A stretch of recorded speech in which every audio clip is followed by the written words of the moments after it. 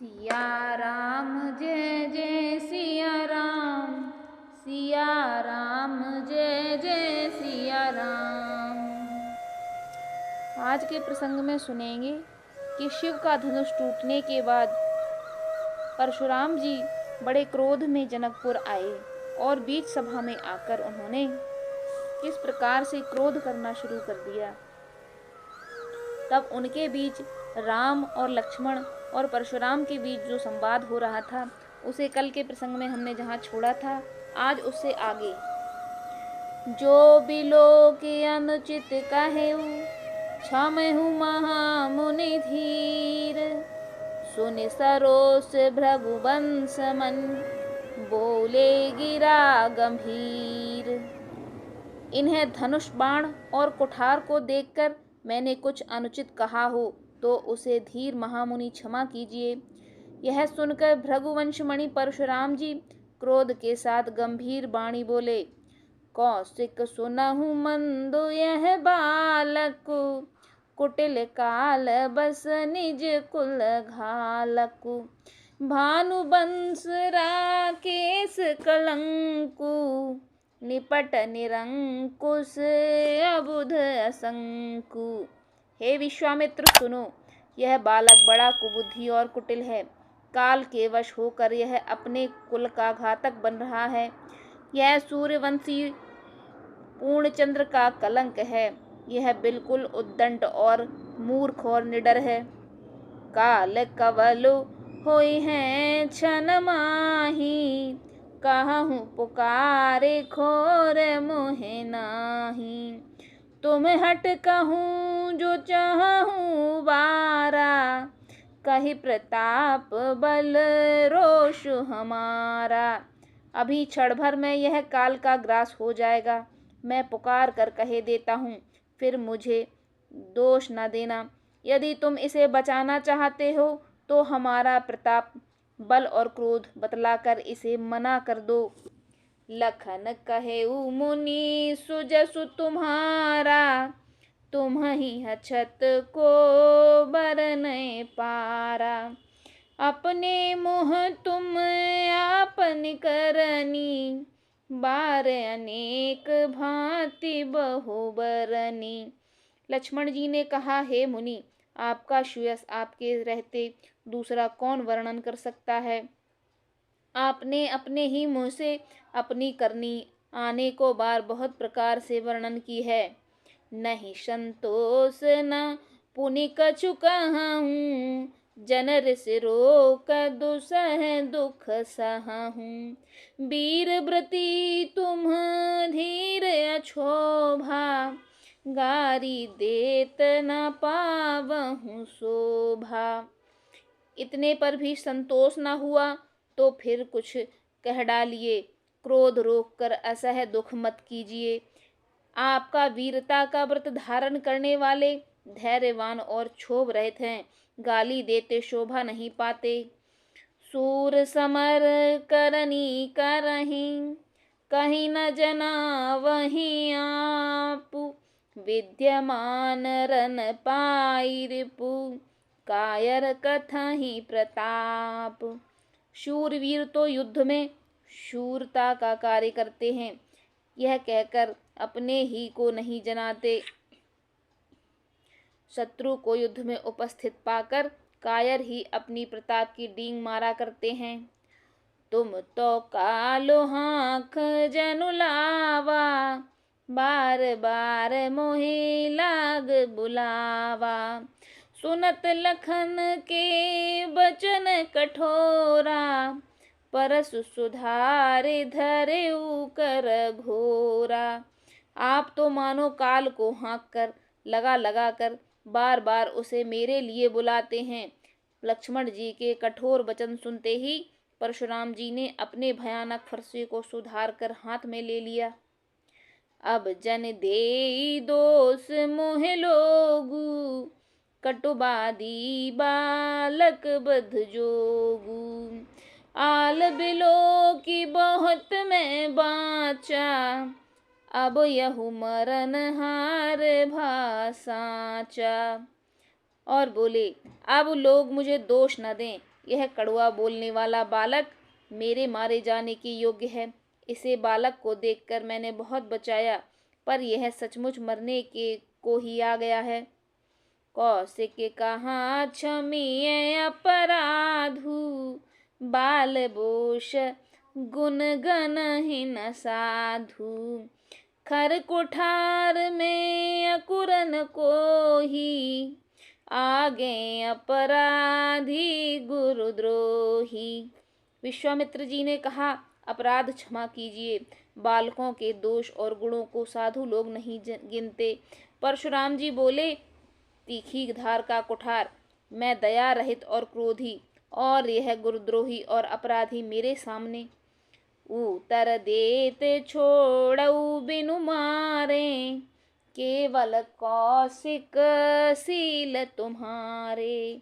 नत एहि काटी कुठार कठोरे, गुरहि उरन होते श्रम थोरे। उत्तर दे रहा है, इतने पर भी मैं इसे बिना मारे छोड़ रहा हूँ। सुहे विश्वामित्र, केवल तुम्हारे प्रेम से, नहीं तो इसका कठोर कुठार काट कर थोड़े ही परिश्रम से मैं गुरु से उऋण हो जाता। गाधि सुनु कहे हृदय हसे, मुनि हरिया अरय सूज। अयमय खाण न ऊख मैं, अजहू ना बूझ अबूझ।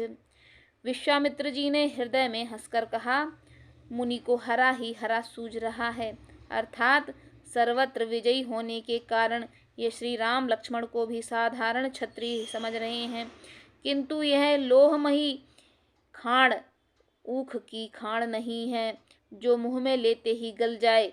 खेद है, मुनि अब भी बेसमझ बने हुए हैं, इनके प्रभाव को नहीं समझ रहे हैं।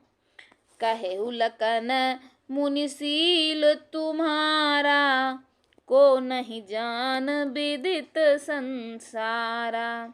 माता पिता ही उरन भैनी के, गुरु रिनु रहा सोचु बड़ जी के। लक्ष्मण जी ने कहा, हे मुनि, आपके शील को कौन नहीं जानता, वह संसार भर में प्रसिद्ध है। आप माता पिता से तो अच्छी तरह उऋण हो गए हैं, अब गुरु का ऋण रहा, जिसका जी में बड़ा सोच लगा है। सो जनु हमरे ही माथे काढ़ा, दिन चली गए ब्याज बड़ बाढ़ा।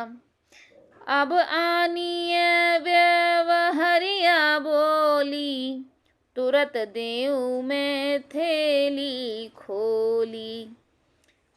वह मानो हमारे ही मत्थे काढ़ा था। बहुत दिन बीत गए, इससे ब्याज भी बहुत बढ़ गया। वह हम अब किसी हिसाब करने वाले को बुला लाइए, तो मैं तुरंत थैली खोल कर दे दूं। सुन कटु वचन कुठार सुधारा, हाय हाय सब सभा पुकारा। भृगुबर पर सुदिखावहि मोही, विप्र विचारे बचऊ नृपद्रोही। लक्ष्मण जी के कड़वे वचन सुनकर परशुराम जी ने कुठार संभाला। सारी सभा हाय हाय करके पुकार उठी। लक्ष्मण जी ने कहा, हे भृगुश्रेष्ठ, आप मुझे फरसा दिखा रहे हैं, पर हे राजाओं के शत्रु, मैं ब्राह्मण समझकर बचा रहा हूँ। मिले न कबहु भूभटरन गाढ़े, द्विज देवता घरहि के बाड़े। अनुचित कहे सब लोग पुकारे, रघुपति शयन ही लखुन निवारे। आपको कभी रणधीर बलवान वीर नहीं मिले। हे ब्राह्मण देवता, आप घर ही में बड़े हैं, यह सुनकर अनुचित है सब कहकर लोग पुकार उठे। तब श्री रघुनाथ जी ने इशारे से लक्ष्मण जी को रोक दिया। लखन उतर आहुति सरिस, भृगुबर कोप कृसानु। बढ़त देख जल सम बचन, बोले रघुकुल भानु। लक्ष्मण जी के उत्तर से जो आहुति के समान थे, परशुराम जी के क्रोध रूपी अग्नि को बढ़ते देखकर रघुकुल के सूर्य श्री रामचंद्र जी जल के समान शांत करने वाले वचन बोले। नाथ करहूँ बालक पर छोहू, सुन दूध मुख करिय न कोऊ। जो पे प्रभु प्रभाव कछु जाना, तो की बराबरी करत अयाना। हे नाथ, बालक पर कृपा कीजिए, इस सीधे और दूध मुहे बच्चे पर क्रोध न कीजिए। यदि यह प्रभु का कुछ प्रभाव जानता तो क्या यह बेसमझ आपकी बराबरी करता। जो लरिका कछु अचगर करही, गुरु पितु मात मोद मन भरही। करिय कृपा शिशु सेवक जानी, तुम समशील धीर मुनि ज्ञानी। बालक यदि कुछ चपलता भी करते हैं तो गुरु पिता और माता मन में आनंद से भर जाते हैं। अतः इसे छोटा बच्चा और सेवक जानकर कृपा कीजिए। आप तो समदर्शी, सुशील, धीर और ज्ञानी मुनि हैं। राम बचन सुनि कछु जुड़ाने, कह कछु लखन बहुरे मुस्काने। हसत देख नख सिख रिस व्यापी, राम तोर भाता बड़ पापी। श्री रामचंद्र जी के वचन सुनकर वे कुछ ठंडे पड़े। इतने में लक्ष्मण जी कुछ कहकर फिर से मुस्कुरा दिए। उनको हंसते देखकर परशुराम जी के नख सिख तक सारे शरीर में क्रोध छा गया और उन्होंने कहा, हे राम, तेरा भाई बड़ा पापी है। गौर शरीर श्याम मन माही, कालकूट मुख पै मुख नाही। सहज टेढ़े अनुहरई न तोही, नीचु मीचु सम देख न मोही। यह शरीर से गोरा पर हृदय का बड़ा काला है। यह विषमुख है, दुधमुहा नहीं, स्वभाव से ही टेढ़ा है, तेरा अनुसरण नहीं करता। यह नीच मुझे काल के समान नहीं देखता। लखन कहे हंसि सुनहु मुनि, क्रोध पाप कर मूल। जहि बस जन अनुचित करहि, चरहि विश्व प्रतिकूल। लक्ष्मण जी ने हंसकर कहा, हे मुनि, सुनिए, क्रोध पाप का मूल है, जिसके वश में होकर मनुष्य अनुचित कर्म कर बैठते हैं और विश्व भर के प्रतिकूल चलते हैं। मैं तुम्हार अनुचर मुनि राया, परिहरि कोप करिय अब दाया। टूट चाप नहीं जुरहि रिसाने, बैठिए होई पाय पिराने। हे मुनिराज, मैं आपका दास हूँ, अब क्रोध त्याग कर दया कीजिए। टूटा हुआ धनुष क्रोध करने से जुड़ नहीं जाएगा। खड़े खड़े पैर दुखने लगे होंगे, बैठ जाइए। जो अति प्रिय तो करिए उपाई, जोरिए को बड़ गुनी बुलाई। बोलत लख नहीं जनक डिराही, मष्ट करहूँ अनुचित भल नाही। यदि धनुष अत्यंत ही प्रिय हो तो कोई उपाय किया जाए और किसी बड़े गुणी को बुलाकर जुड़वा दिया जाए। लक्ष्मण जी के बोलने से जनक जी डर जाते हैं और कहते हैं, बस चुप रहिए, अनुचित बोलना अच्छा नहीं। थर थर काँपहि पुर नर नारी, छोट कुमार खोट बड़ भारी। भृगुपति सुन सुन निर्भय बानी, रिस तन जरई होई बलहानी। जनकपुर के स्त्री पुरुष थर थर काँप रहे हैं और मन ही मन कह रहे हैं कि छोटा कुमार बड़ा खोटा है। लक्ष्मण जी की निर्भय वाणी सुनकर परशुराम जी का शरीर क्रोध में जला जा रहा है और उनके बल की हानि हो रही है, उनका बल घट रहा है। बोले राम ही देई निहोरा, बचऊं विचार बंधु लघु तोरा।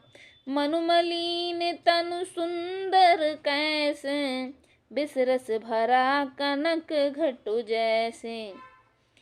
तब श्री रामचंद्र जी पर एहसान जनाकर परशुराम जी बोले कि हे राम, तेरा छोटा भाई मुझसे बचा रहा हूँ। यह इनका मैला और शरीर का कैसा सुंदर है, जैसे विष के रस से भरा हुआ सोने का घड़ा।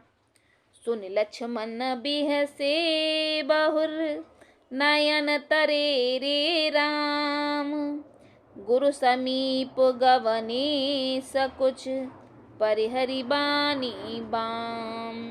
यह सुनकर लक्ष्मण जी फिर हंसे। तब श्री रामचंद्र जी ने तिरछी नजरों से उनकी ओर देखा, जिससे लक्ष्मण जी सकुचाकर विपरीत बोलना छोड़कर गुरुजी के पास चले गए।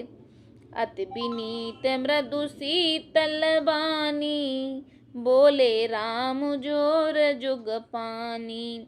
सुनहु नाथ तुम सहज सुजाना, बालक बचन करिय नहीं काना। श्री रामचंद्र जी दोनों हाथ जोड़कर अत्यंत विनय के साथ कोमल और शीतल वाणी बोले, हे नाथ सुनिए, आप तो स्वभाव से ही सुजान हैं।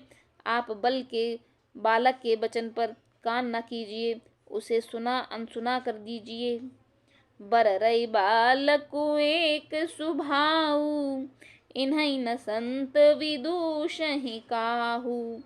तेहि नाही कछु काज बिगारा, अपराधी मैं नाथ तुम्हारा। बर्रे और बालक का एक स्वभाव है, संतजन इन्हें कभी दोष नहीं लगाते। फिर उसने तो कुछ काम भी नहीं बिगाड़ा है। हे नाथ, आपका दोषी तो मैं हूँ। कृपा कोप बधु बंधव गुसाई, मोह पर करिय दास की नाही। कहिए बेग जेहि बिदरस जाई, मुनि नानक सोई करो उपाई। अतः हे स्वामी, कृपा क्रोध वध और बंधन जो कुछ करना हो दास की तरह मुझ पर कीजिए, जिस प्रकार से शीघ्र आपका क्रोध दूर हो। हे मुनिराज, बताइए मैं वही उपाय करूं। कह मुनि राम जाई रिस कैसे, अजहूँ अनुज तव चितव अनैसे। एहि के कंठ कुठारु न दीन्हा, तो मैं काहे कोप कर कीन्हा। मुनि ने कहा, हे राम, क्रोध कैसे जाए। अब भी तेरा छोटा भाई टेढ़ा ही ताक रहा है। इसकी गर्दन पर मैंने कुठार न चलाया तो क्रोध करके किया ही क्या। गर्व स्रवहि अव निप रवन, सुन कुठार गति घोर। परसु अछत देखऊँ जियत, बैरी भूप किशोर। मेरे जिस कुठार की घोर करनी सुनकर राजाओं की स्त्रियों के गर्भ गिर पड़ते हैं, उसी फरसे से रहते इस शत्रु राजपुत्र को जीवित देख रहा हूँ। बहै न हाथु दहै रिस छाती, भा कुठार कुंठित न पघाती। भयउ बाम विध फैरयु सुभाऊ, मरी मोरे हृदय कृपा कसिकोऊ। हाथ चलता नहीं, क्रोध से छाती जली जाती है। राजाओं का घातक यह कुठार भी कुंठित हो गया, विधाता विपरीत हो गया। इससे मेरा स्वभाव बदल गया हृदय में। नहीं तो भला मैं मेरा हृदय किसी समय भी कृपा कैसी। आज दया दुख दुसह सहावा, मुनि सौमित्र बिहस सिरुनावा। बाऊ कृपा मूर्ति अनुकूला, बोलत बचन झरत जन फूला। आज दया मुझे यह दुसह दुख सहा रही है। यह सुनकर लक्ष्मण जी मुस्कुराकर सिर नवाया। आपकी कृपा रूपी वायु भी आपकी मूर्ति के अनुकूल ही है। वचन बोलते हैं मानो फूल झड़ रहे हैं। जो पै कृपा जरहि मुनि गाता, क्रोध भय तनु राख विधाता। देख जनक हठि बालक एहूँ, कीन चहत जड़ जमपुर गेहूँ। हे मुनि, यदि कृपा करने से भी आपका शरीर जला जाता है तो क्रोध होने पर तो आपके शरीर की रक्षा विधाता ही करेंगे। परशुराम जी ने कहा, हे जनक, देख, यह मूर्ख बालक हठ करके यमपुरी में घर में निवास चाहता है। बेग करहूँ किनी आँखिन फोटा, देखत छोट खोट न पढ़ोटा। बिहसे लखनु कहाँ मन मानी, मूंदे आँख कतहु को नाही। इसको शीघ्र ही आँखों की ओट क्यों नहीं करते। यह राजपुत्र देखने में छोटा है पर बड़ा ही खोटा है। लक्ष्मण जी ने हंसकर मन ही मन कहा, आंखें मूंद लेने पर कहीं कोई नहीं है।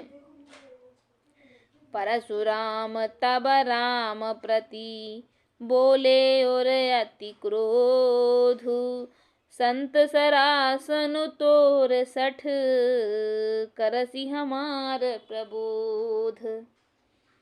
तब परशुराम जी हृदय में अत्यंत क्रोध भरकर श्री राम जी से बोले, अरे शठ, तू शिवजी का धनुष तोड़कर उल्टा हमी को ज्ञान सिखाता है।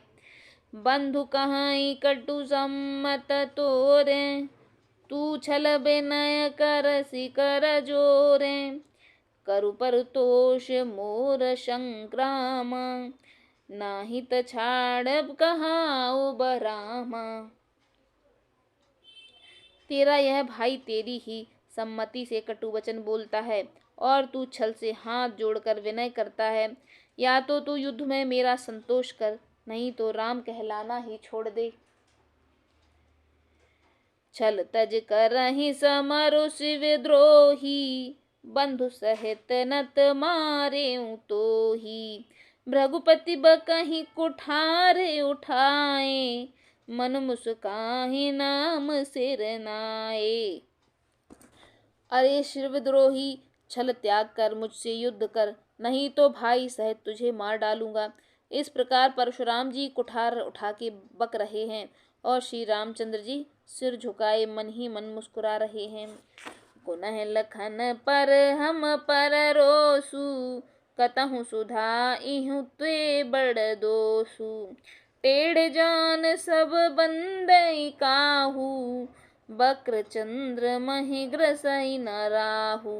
श्री रामचंद्र जी ने मन ही मन कहा, गुनाह तो लक्ष्मण का और क्रोध मुझ पर करते हैं। कहीं कहीं सीधेपन में भी बड़ा दोष होता है। टेढ़ा जानकर सब लोग किसी भी की वंदना करते हैं। टेढ़े चंद्रमा को राहु भी नहीं ग्रसता। राम कहे उरिस तजिय मुनीसा, कर कुठार आगे यह सीसा। जेहि रिस जाय करिय सोई स्वामी, मोह जानिए आपन अनुगामी। श्री रामचंद्र जी ने कहा, हे मुनीश्वर, क्रोध छोड़िए, आपके हाथ कुठार हैं और मेरा यह सिर आगे है। जिस प्रकार आपका क्रोध जाए, हे स्वामी वही कीजिए। मुझ पर अपना अनुचर मानकर दया कीजिए। प्रभु ही सेवक कहीं समरु कस, तजहूँ विप्र बर रोसु। बेशु बिलोकें कहसी कछु, बालक हूँ नहीं दोषु। स्वामी और सेवक में युद्ध कैसा। ब्राह्मण श्रेष्ठ, क्रोध का त्याग कीजिए। आपका वेश देखकर ही बालक ने कुछ कह डाला था, वास्तव में उसका भी कोई दोष नहीं है। देख कुठार बान धनुधारी, बैलर कहीं रिस बीरो बिचारी। नाम जान पे तुम ही न चीन्हा, बंस सुभाय उतरुते ही दीन्हा। आपको कुठार बाण और धनुष धारण किए देखकर वीर समझकर बालक को क्रोध आ गया। वह आपका नाम तो जानता ही नहीं था, पर उसे आपके पहचाना नहीं। अपने वंश के स्वभाव के अनुसार उसने उत्तर दे दिया, जो तुम ओते हूँ मुनि की नाही, पदरज सिरो से सुधरत गोसाई। चमहु चूक अनजानत केरी, करिय विप्र और कृपा घनेरी। यदि आप मुनि की तरह आते तो हे स्वामी, बालक आपके चरणों की धूल सिर पर रखता। अनजाने में की भूल को क्षमा कर दीजिए। ब्राह्मणों के हृदय में बहुत अधिक दया होनी चाहिए। हम ही तुम ही सरबर कस नाथा, कहूँ न कहाँ चरण कहाँ माथा। राम मात्र लघु नाम हमारा, परशु सहित बड़ नाम तुम्हारा। हे नाथ, हमारी और आपकी बराबरी कैसी, कहिए न। कहाँ चरण और कहाँ कहाँ मस्तक, कहाँ मेरा राम मात्र छोटा सा नाम, और कहाँ आपका परशु सहित बड़ा नाम।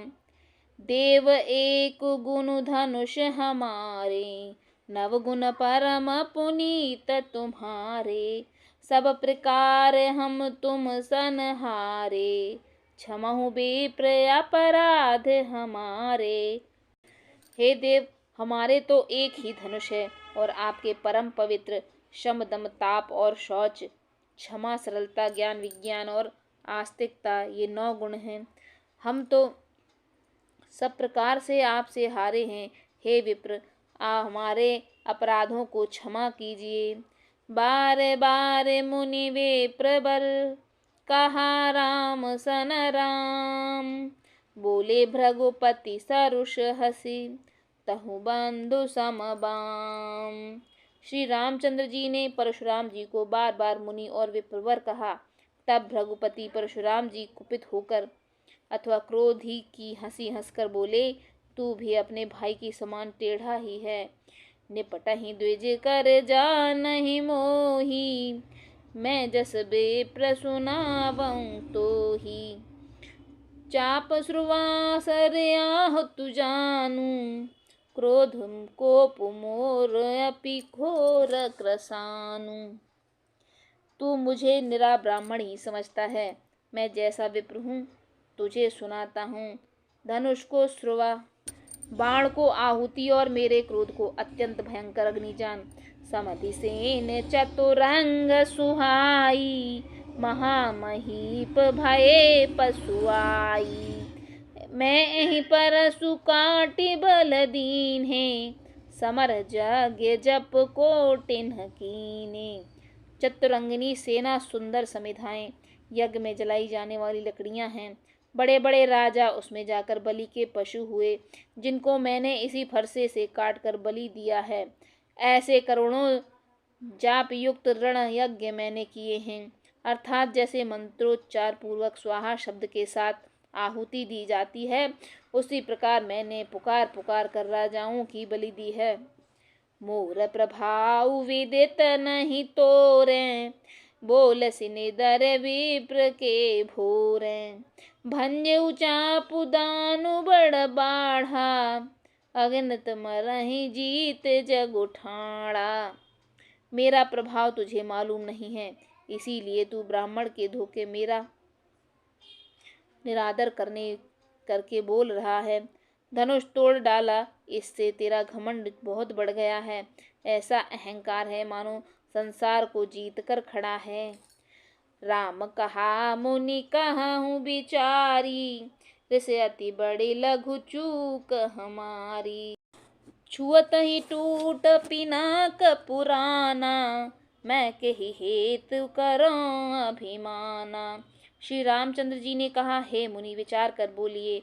आपका क्रोध बहुत बड़ा है और मैं भूल बहुत छोटी है। पुराना धनुष था, छूते ही टूट गया। मैं किस कारण अभिमान करूं।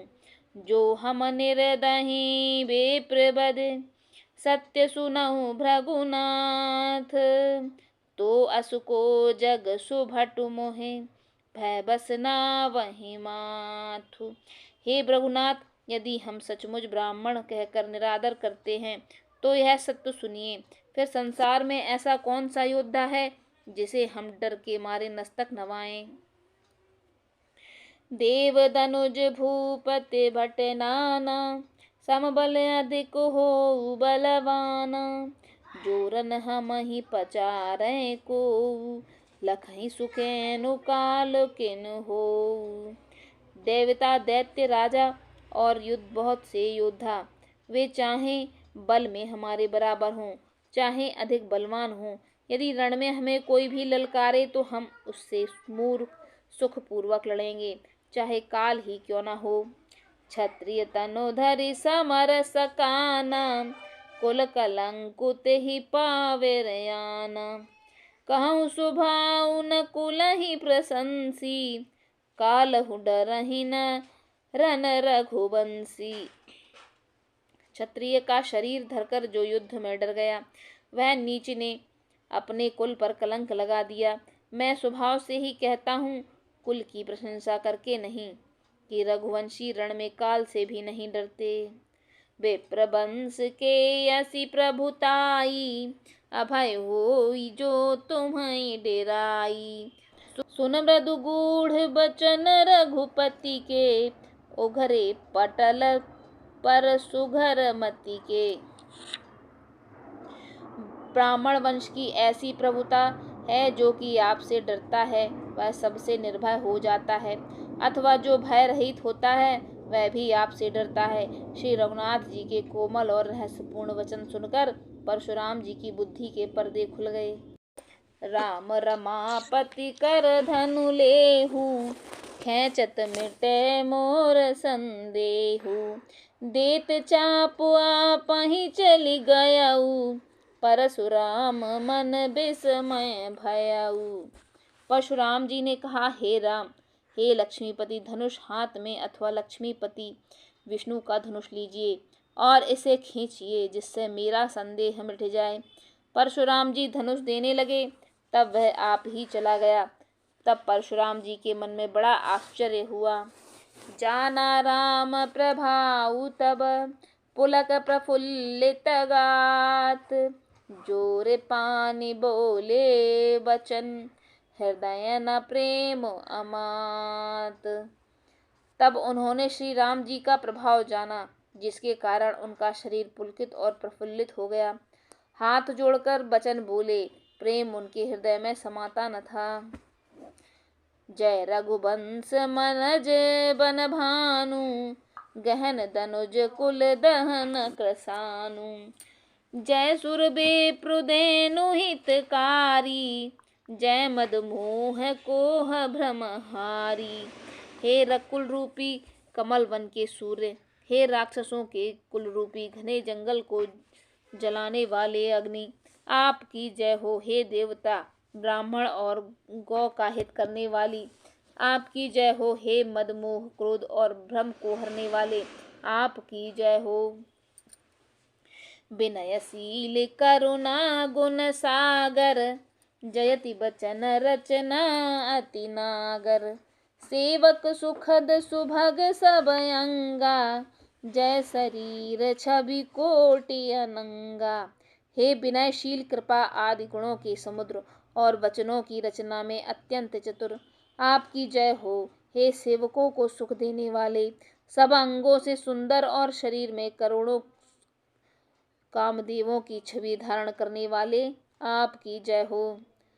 करो काह मुख एक प्रशंसा, जय महेश मन मानस हंसा। अनुचित बहुत कहेऊ अज्ञाता, क्षमहु क्षमा मंदिर दो भ्राता। मैं एक मुख से आपकी क्या प्रशंसा करूं। महादेव जी ने मन रूपी मानसरोवर के हंस, आपकी जय हो। मैंने अनजान में आपको बहुत से अनुचित वचन कहे, हे क्षमा के मंदिर, दोनों भाई मुझे क्षमा कीजिए। कह जय जय जय रघुकुल केतु, भृगुपति गए बनहि तप हेतु। अपभय कुटिल मही पडिराने, जह तह कायर गवहीं पराने। हे रघुकुल के पताका स्वरूप श्री रामचंद्र जी, आपकी जय हो, जय हो, जय हो। ऐसा कहकर परशुराम जी तप के लिए वन को चले गए। फिर यह देखकर दुष्ट राजा लोग बिना ही कारण के मन कल्पित करके रामचंद्र जी से परशुराम जी भी हार गए। इससे हमने इनका अपमान किया था, अब कहीं ये उसका बदला न लें। इस व्यर्थ के डर से डर गए वे कायर चुपके से जहां तहां भाग गए। देवन दीनी दुंदुभी, प्रभु पर बरसहि फूल। हर से पुर नर नारी सब, मिटहि मोह मय सूल। देवताओं ने नगाड़े बजाए, वे प्रभु के ऊपर फूल बरसाने लगे। जनकपुर के स्त्री पुरुष सब हर्षित हो गए। उनका मोहमय अज्ञान उत्पन्न शूल मिट गया। अति गह गहे बाजने बाजे, सबहि मनोहर मंगल साजे। जूथ जूथ मिल सुमुख सुनैनी, करहि गान कल कोकिल बयनी। खूब जोर से बाजे बजने लगे। सभी ने मनोहर मंगल साज सजे। मुख सुंदर और सुंदर नेत्रों वाली तथा कोयल के समान मधुर बोलने वाली स्त्रियां झुंड की झुंड मिलकर सुंदर गायन करने लगी। सुख विदेह कर बरनि न जाई, जन्म दरिद्र मनहु निधि पाई। विगत त्रास भई सिय सुखारी, जनु विधि उदय चकोर कुमारी। जनक जी के सुखों का वर्णन नहीं किया जा सकता। मानो जन्म का दरिद्र धन का खजाना पा गया हो। सीता जी का भय जाता रहा। वे ऐसी सुखी हुई जैसे चंद्रमा उदय होने की चकोर की कन्या सुखी होती है। जनक कीन्हि कौशिक कहीं प्रणामा, प्रभु प्रसाद धनु भंजेउ रामा। मोहि कृत कृत्य कीन दो भाई, अब जो उचित सो कहिए गोसाई। जनक जी ने विश्वामित्र जी को प्रणाम किया और कहा, प्रभु की कृपा से श्री रामचंद्र जी ने धनुष तोड़ा है। दोनों भाइयों ने मुझे कृतार्थ कर दिया। हे स्वामी, अब जो उचित हो सो कहिए। कह मुनि सुनो नर नाथ प्रवीणा, रहा विबाहु चाप आधीना। टूटत ही धनु भयउ विबाहु, सुर नर नाग विदित सब काहू। मुनि ने कहा, हे चतुर नरेश सुनो, यूं तो विवाह धनुष के अधीन था। धनुष के टूटते ही विवाह हो गया। देवता मनुष्य और नाग सब किसी को यह मालूम है। तदपि जाए तुम करहूँ अब, जथा वंश व्यवहारु। बूझे विप्र कुल बद्ध गुरु, वेद विदित आचारु। तथापि तुम जाकर अपने कुल का जैसा व्यवहार हो, ब्राह्मण कुल के बूढ़े और गुरुओं से पूछकर, और वेदों में वर्णित जैसा आचार हो वैसा करो। दूत अवधपुर पठवहु जाई, आनहि नृप दशरथ ही बुलाई। मुदित राउ कह भले ही कृपाला, पठये दूत बोलते ही काला। अयोध्या जाकर दूध भेजो, जो राजा दशरथ को बुला कर लावें। राजा ने प्रसन्न होकर कहा, हे कृपालु, बहुत अच्छा। और उसी समय दूध को भुलाकर भेजा गया। बहुरी महाजन सकल बुलाए, आई सबन सादर सिर नाए। हाट बाट मंदिर सुर बासा, नगर सवारहु चारहु पासा। फिर सब महाजनों को बुलाया और सबने आकर राजा को आदर पूर्वक सिर नवाया। राजा ने कहा, बाजार, रास्ते, घर, देवालय और सारे नगर को चारों ओर से सजाओ। हर्ष चले निज निज ग्रह आए, पुनि परिचारक बोल पठाए। रचहु विचित्र बितान बनाई, सिर धर बचन चले सचुपाई। महाजन प्रसन्न होकर चले और अपने अपने घर आए। फिर राजा ने नौकरों को बुला भेजा और उन्हें आज्ञा दी कि विचित्र मंडप सजाकर तैयार करो। यह सुनकर वे राजाओं के वचन सिर पर धरकर सुख पाकर चले। पठये बोले गुनी तिन नाना, जो बितान विधि कुशल सुजाना। विधि बंदी तिन कीन आरंभा, बिरचे कनक कदली के खंभा। उन्होंने अनेक कारीगरों को बुला भेजा जो मंडप बनाने में कुशल और चतुर थे। उन्होंने ब्रह्मा की वंदना करके कार्य आरंभ किया और पहले सोने के केले के खंभे बनाए।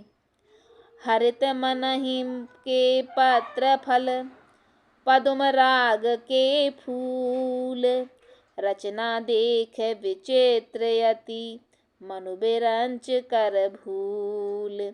हरी हरी मणियां, पन्ने के पत्ते और फल बनाए तथा पद्मराग रामणियों के फूल बनाए। मंडप की अत्यंत विचित्र रचना देखकर ब्रह्मा का मन भी भूल गया।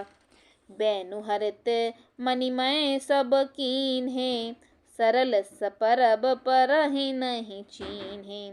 कनक कलित अहि बेल बनाई, लख नहीं परई सपरन सुहाई। बाँस सब हरी हरी मणियों के सीधे और गांठों से युक्त बनाए, जो पहचाने नहीं जाते कि मणियों के हैं या साधारण। सोने की सुंदर नागबेली पान की लता बनाई, जो पत्तों सहित ऐसी भली मालूम होती थी कि पहचानी नहीं जाती थी। तेहि के रच पचि बंध बनाए, बिच बिच मुकुता दाम सुहाए। मानिक मरकत कुल सपिरोजा, चीर कोर पचि रचे सरोजा। उस नागबेली के रचकर और पच्चीकारी करके बंधन बांधने की रस्सी बनाई। बीच बीच में मोतियों की सुंदर झालरें हैं। माणिक पन्ने हीरे और फिरोजे इन रत्नों को चीर कर कोर कर वह पच्चीकारी करके इनके लाल हरे सफेद और फिरोजी रंग के कमल बनाए। किए भृंग बहुरंग बिहंगा, गुंजहि कूजहि पवन प्रसंगा। सुर प्रतिमा खम्बन गढ़ी काढ़ी, मंगल द्रव्य लिए सब ठाणी। भौरे और बहुत रंगों के पक्षी बनाए, जो हवा के सहारे गूंजते और कूजते हैं। देवताओं की मूर्तियां गढ़कर निकाली, जो सब मंगल द्रव्य लिए खड़ी हैं। चौकें भाते अनेक पुराई, सिंधुर मणिमय सहज सुहाई। गजमुक्ताओं के सहज ही सुहावने और अनेकों तरह के चौक पुराए। सौरभ पल्लव सुभग सुठ, किए नील मन कोर। हेम बौर मरकत घवर, लसत पाट मय डोर। नीलमणियों को कोर कर अत्यंत सुंदर आम के पत्ते बनाए। सोने के बौर, आम के फूल और रेशम की डोरी से बंधे हुए पन्ने बने। फलों के गुच्छे सुशोभित हैं। रचे रुचिर बर बंधन वारे, मनहु मनोभव फंद संवारे। मंगल कलश अनेक बनाए, ध्वज पताक पट चमर सुहाए। ऐसे सुंदर और उत्तम बंधनवार बनाए, मानो कामदेव के फंदे सजाए हों। अनेकों मंगल कलश और सुंदर ध्वजा, पताका, पर्दे और चंवर बनाए। दीप मनोहर मणिमय नाना, जाई न बरनि विचित्र विदाना। जेहि मंडप दुल्हिन बैदेही, सो बरने असिमत कब केही। जिसमें मणियों के अनेक सुंदर दीपक हैं, उस विचित्र मंडप का तो वर्णन ही नहीं किया जा सकता। जिस मंडप में श्री जानकी जी दुल्हन होंगी, किस कवि की ऐसी बुद्धि है जो उसका वर्णन कर सके। दूलहु राम रूप गुण सागर, शोभितानु तिहु लोक उजागर। जनक भवन के शोभा जैसी, ग्रह ग्रहपतिपुर देखिए तैसी। जिस मंडप में रूप और गुणों के समुद्र श्री रामचंद्र जी दूल्हा होंगे, वह मंडप तीनों लोकों में प्रसिद्ध होना ही चाहिए। जनक जी के महल की जैसी शोभा है, वैसी ही शोभा नगर के प्रत्येक घर की दिखाई देती है। जेहि तिरहुति तेहि समय निहारी, तेहि लघु लगहि भुवन दस चारी। जो संपदा नीच ग्रह सोहा, सो बिलोक सुर नायक मोहा। उस समय जिसने तिरहुत को देखा, उसे 14 भुवन तुच्छ जान पड़े। जनकपुर में नीच के घर भी उस समय जो संपदा सुशोभित थी, उसे देखकर इंद्र भी मोहित हो जाता। बसई नगर जेहि लक्ष्य कर, कपट नारी बर बेशु। तेहि पुर के शोभा कहत, सकचहि नारद शेषु। जिस नगर में साक्षात लक्ष्मी जी कपट से स्त्री का सुंदर वेश बनाकर बसती हैं, उस पुर की शोभा का वर्णन करने में सरस्वती और शेष भी सकुचाते हैं। पहुँचे दूत रामपुर पावन, हर से नगर बिलोक सुहावन। भूप द्वार तिन खबर जनाई, दशरथ नृप सुन लिए बुलाई। जनक जी के दूत श्री रामचंद्र जी की पवित्र पुरी अयोध्या में पहुँचे। सुंदर नगर देखकर वे हर्षित हुए। राजद्वार पर जाकर उन्होंने खबर भेजी। राजा दशरथ ने सुनकर उनको बुला लिया। कर प्रणाम तिन्ह पाती दीनी, मुदित महीप आप उठ लीनी। बार बिलोचन बाचत पाती, पुलक गात आई भर छाती। दूतों ने प्रणाम करके चिट्ठी दी। प्रसन्न होकर राजा ने स्वयं उसे उठा लिया। चिट्ठी बाँचते समय उनके नेत्रों में जल, प्रेम और आनंद के आंसू छा गए। शरीर पुलकित हो गया और छाती भर आई। राम लखन और कर बर चिट्ठी, रह गए कहत न खाटी मीठी। पुनि धर धीर पत्रिका बाँची, हर्षी सभा बात सुन साची। हृदय में राम और लक्ष्मण हैं, हाथ में सुंदर चिट्ठी है। राजा उसे हाथ में लिए ही रह गए। खट्टी मीठी कुछ भी हो कह न सके। फिर धीरज धरकर उन्होंने पत्रिका पढ़ी। सारी सभा सच्ची बात सुनकर हर्षित हो गई। खेलत रहे तहाँ सुध पाई, आए भरतु सहित हित भाई। पूछत अति स्नेह सकुचाई, तात कहाँ तै पाती आई। भरत जी अपने मित्रों और भाई शत्रुघ्न के साथ जहाँ खेलते थे, वहीं समाचार पाकर वे आ गए। बहुत प्रेम से सकुचाते हुए पूछने लगे, पिताजी चिट्ठी कहाँ से आई है। कुशल प्राण प्रिय बंधु दो, आहि कहूँ कहि देश। सुन स्नेह साने बचन, बाँची बहुरे नरेश। हमारे प्राणों से प्यारे भाई, कहिए कुशल तो हैं, और वे किस देश में हैं। स्नेह से सने ये वचन सुनकर राजा ने फिर से चिट्ठी पढ़ी। सुन पाती पुल के दो भ्राता, अधिक स्नेह समात न गाता। प्रीत पुनीत भरत कह देखी, सकल सभा सुख लहु बिसेखी। चिट्ठी सुनकर दोनों भाई पुलकित हो गए। स्नेह इतना अधिक हो गया कि वह शरीर में नहीं समाता। भरत जी का पवित्र प्रेम देखकर सारी सभा ने विशेष सुख पाया। तब नृपदूत निकट बैठारे, मधुर मधोहर वचन उचारे। भैया कहूँ कुशल दो बारे, तुमनी के निज नयन निहारे। तब राजा दूतों को पास बैठाकर मन को हरने वाले मीठे वचन बोले। भैया कहो, दोनों बच्चे कुशलता से तो हैं, तुमने अपनी आँखों से उन्हें अच्छी तरह देखा है ना। श्यामल गौर धरे धनु भाथा, बै किशोर कौशिक मुनि साथा। पहचानहु तुम कहु सुभाऊ, प्रेम विबस पुनि पुनि कहु राऊ। सांवले और गोरे शरीर वाले, धनुष और तरकस धारण किए रहते हैं। किशोर अवस्था है, विश्वामित्र मुनि के साथ हैं। तुम उनको पहचानते हो तो उनका स्वभाव बताओ। राजा प्रेम के विशेष वश होने पर बार बार इस प्रकार पूछ रहे हैं। जा दिन ते मुनि गए लवाई, तब से आज साँच सुध पाई। कहूँ विदेह कवन विधि जाने, सुन प्रिय बचन दूत मुस्काने। भैया, जिस दिन से मुनि उन्हें लिवा गए हैं, तब से आज ही हमने उनकी सच्ची खबर पाई है। कहो तो महाराज जनक ने उन्हें कैसे पहचाना?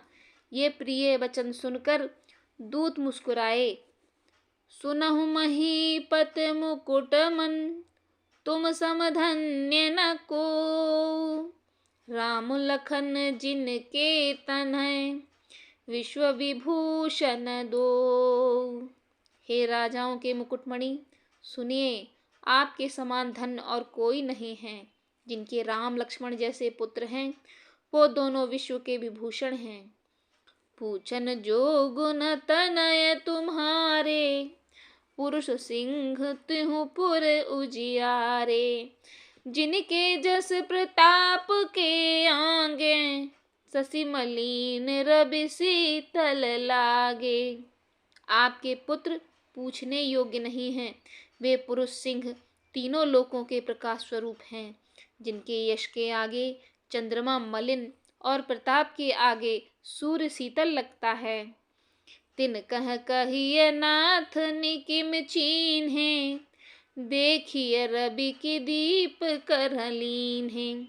सिय स्वयंवर भूप अनेका, समिटे सुभट एक ते एका। हे नाथ, उनके लिए आप कहते हैं कि उन्हें कैसे पहचाना? क्या सूर्य को हाथ में दीपक लेकर देखा जाता है? सीता जी के स्वयंवर में अनेकों राजा और एक से एक बढ़कर योद्धा एकत्र हुए थे। शंभु सरासनु काहू नटारा, हारे सकल वीर बरियारा। तीन लोक महजे भटमानी, सबके सकत शंभु धनु भानी। परंतु शिवजी के धनुष को कोई भी नहीं हटा सका। सारे बलवान वीर हार गए। तीनों लोकों में जो वीरता के अभिमानी थे, शिवजी के धनुष ने सबकी शक्ति तोड़ दी। सकई उठाए सरासुर मेरु, सोहि घार गयउ कर फेरु। जेहि कौतिक शिव सैलु उठावा, सोते ही सभा पराभव पावा। बाणासुर जो सुमेर को भी उठा सकता था, वह भी हृदय में हार कर परिक्रमा करके चला गया।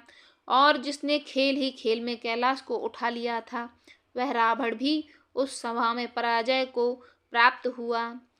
तहाँ राम रघुवंश मन, सुनिय महामहिपाल। भंजु चाप प्रयास बिन, जिम गज पंकज नाल। हे महाराज, सुनिए, वहाँ जहाँ ऐसे योद्धा हार मान गए, रघुवंश मणि श्री रामचंद्र जी ने बिना ही प्रयास के शिव धनुष को वैसे ही तोड़ डाला, जैसे कमल की डंडी को कोई हाथी तोड़ देता है। सुन सरोज भृग नायकु आए, बहुत भांति तिने आँख दिखाए। देख राम बल निज धनु दीन्हा, करि बहु विनय गवन बन कीन्हा। धनुष टूटने की बात सुनकर परशुराम जी क्रोध भरे आए और उन्होंने बहुत प्रकार से आंखें दिखलाईं। अंत में उन्होंने भी श्री रामचंद्र जी का बल देखकर उन्हें अपना धनुष दे दिया और बहुत प्रकार से विनती करके वन को गमन किया। राजन राम अतुल बल जैसे, तेज निधान लखन पुनि तैसे। कंपहि भूप बिलोकत जाके, जिम गज हरि किशोर के ताके। हे राजन, श्री रामचंद्र जी अतुलनीय बली हैं। वैसे ही तेज निधान फिर लक्ष्मण जी भी हैं, जिनके देखने मात्र से राजा लोग ऐसे कांप उठते थे जैसे हाथी सिंह के बच्चे के ताकने से कांप उठते हैं। देव देख तव बालक दोऊ, अब न आँख तरे आवत को। दूत बचन रचना प्रिय लागी, प्रेम प्रताप वीर रस पागी। हे देव, आपके दोनों बालकों को देखने के बाद अब आँखों के नीचे कोई नहीं आता। हमारी दृष्टि पर कोई चढ़ता ही नहीं। प्रेम प्रताप और वीर रस में पगी हुई दूतों की वचन रचना सुनकर सबको अच्छा लगा। सभा समेत राउ अनुरागे, दूतन देन निछावर लागे। कहे अनीत ते मुँह दही काना, धर्म विचार सबहि सुख माना। सभा सहित राजा प्रेम में मग्न हो गए और दूतों को निछावर देने लगे। उन्हें निछावर देखकर यह नीति विरुद्ध है ऐसा कहकर दूत अपने हाथों से कान मूंदने लगे। धर्म को विचार कर उनका धर्मयुक्त बर्ताव देखकर सभी ने सुख माना। तब उठ भूप वशिष्ठ कहूँ, दीन पत्रिका जाई। कथा सुनाई गुरह सब, सादर दूत बुलाई। तब राजा ने उठकर वशिष्ठ जी के पास जाकर उन्हें पत्रिका दी और आदर पूर्वक दूतों को बुलाकर सारी कथा गुरुजी को सुना दी। सुन बोले गुरु अति सुख पाई, पुण्य पुरुष कहूँ महि सुख छाई। जिम सरिता सागर महु जाहि, जद्ध पिता है कामना नाही। यह समाचार सुनकर और अत्यंत सुख पाकर गुरु बोले, पुण्यात्मा पुरुष के लिए पृथ्वी सुखों से छाई हुई है, जैसे नदियां समुद्र में जाती हैं। यद्यपि समुद्र को नदी की कामना नहीं होती। तिम सुख संपत्ति भी नहीं बुलाए, धर्मशील पहि जाहि सुभाए। तुम गुरु बेप्र धेनु सुर सेवी, तस पुनीत कौशल्या देवी। वैसे ही सुख और संपत्ति बिना बुलाए ही स्वाभाविक ही धर्मात्मा पुरुष के पास आ जाती है। तुम जैसे गुरु ब्राह्मण गाय और देवता की सेवा करने वाले हो, वैसी ही पवित्र कौशल्या देवी हैं। सुकृति तुम समान जग माही, भयउ न है को होने नाही। तुम ते अधिक पुण्य बड़का के, राजन राम सरिस सुत जाके। तुम्हारे समान पुण्यात्मा जगत में न कोई हुआ है और ना होने का ही है। हे राजन, तुमसे अधिक पुण्य और किसका होगा जिसके राम सरीखे पुत्र हैं। वीर विनीत धर्म व्रतधारी, गुरु सागर बल बालक चारी। तुम कहूँ सर्व काल कल्याणा, सजहु बरात बजाई निशाना। और जिसके चारों बालक वीर विनम्र, धर्म का व्रत धारण करने वाले और गुणों के सुंदर समुद्र हैं, तुम्हारे लिए सभी कालों में कल्याण हैं। अतएव डंका बजवाकर बारात सजाओ। चलहु बेग सुन गुर बचन, भले ही नाथ सिरुनाई। भूपति गवने भवन तब, दूतन बास दिवाई। और जल्दी चलो। गुरुजी के ऐसे वचन सुनकर हे नाथ बहुत अच्छा कहकर सिर नवाकर तथा दूतों को डेरा दिलवाकर महाराजा महल में गए। राजा सबुर निवास बुलाई, जनक पत्रिका बाच सुनाई। सुन संदेश सकल हरसानी, अपर कथा सब भूप बखानी। राजा ने सारे निवास को बुलाकर जनक जी की पत्रिका बाँच कर सुनाई। समाचार सुनकर सब रानियां हर्ष से भर गईं। राजा ने फिर दूसरी सब बातों का जो दूतों के मुख से सुनी थी वर्णन किया। प्रेम प्रफुल्लित राजहि रानी, मनहु सखिन सुनि बारध पानी। मुदित आशीष देह गुरु नारी, अति आनंद मगन महतारी। प्रेम से प्रफुल्लित हुई रानियां ऐसे सुशोभित हो रही हैं जैसे मोरनी बादलों की गरज सुनकर प्रफुल्लित होती है। बूढ़ी बढ़ी अथवा गुरुओं की स्त्रियां प्रसन्न होकर आशीर्वाद दे रही हैं। माताएं अत्यंत आनंद में मगन हैं। लेह परस पर अति प्रिय पाती, हृदय लगाई जुड़ा वहीं छाती। राम लखन के कीर्ति करनी, बारही बार भूप बरबरनी। उस अत्यंत प्रिय पत्रिका को आपस में लेकर सब हृदय से लगाकर छाती शीतल करती हैं। राजाओं में श्रेष्ठ दशरथ जी ने श्री राम लक्ष्मण की कीर्ति और करनी का बारंबार वर्णन किया। मुनि प्रसाद कहें द्वार सिधाए, रानी ने तब मही देव बुलाए। दिए दान आनंद समेता, चले विप्र बर आशीष देता। यह सब मुनि की कृपा है, ऐसा कहकर वे बाहर चले गए। तब रानियों ने ब्राह्मणों को बुलाया और उन्हें कई प्रकार से आनंद सहित दान दिया। श्रेष्ठ ब्राह्मण आशीर्वाद देते हुए चले। जाचक लिए हंकार दीन निछावर कोटि विधि, चिरुजीवहु सुत चार चक्रवर्ती दशरथ के। फिर भिक्षुओं को बुलाकर करोड़ों प्रकार की नौछावरें करने को दी। चक्रवर्ती महाराज दशरथ के चारों पुत्र चिरंजीवी हों। कहत चले पहिरे पटनाना, हर्ष हने गह गहे निशाना। समाचार सब लोगन पाए, लागे घर घर होन बधाए। यूं कहते हुए वे अनेकों प्रकार के सुंदर वस्त्र पहन पहन कर चले। आनंदित होकर नगाड़े वालों ने बड़े जोर से नगाड़ों पर चोट लगाई। सब लोगों ने जब यह समाचार पाया तब घर घर बधावे होने लगे। भुवन चार दस भरा उछाहू, जनक सुथा रघुवीर बियाहू।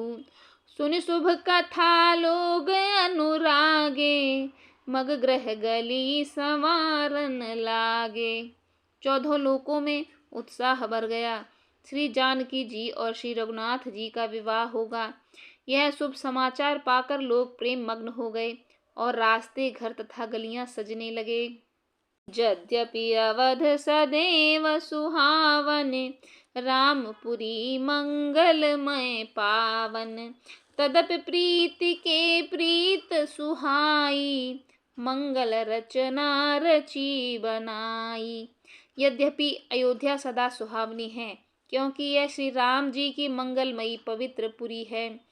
तथापि प्रीत पर प्रीत होने से सब सुंदर मंगल रचना से सजाई गई। ध्वज पताक पट चामर चारु, छावा परम विचित्र बजारू।